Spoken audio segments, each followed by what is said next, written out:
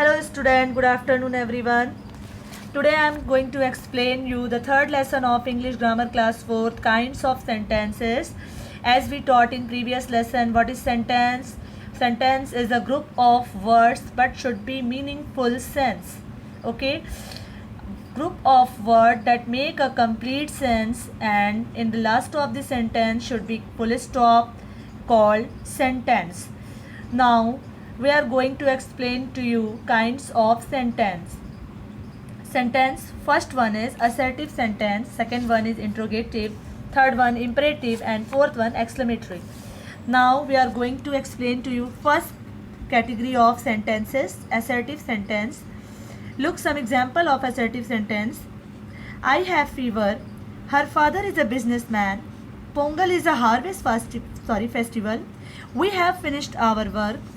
Okay, each and every sentences here are description of noun and pronoun, statement of noun and pronoun. यहाँ पे या तो noun का description है या pronoun का या कोई fact है.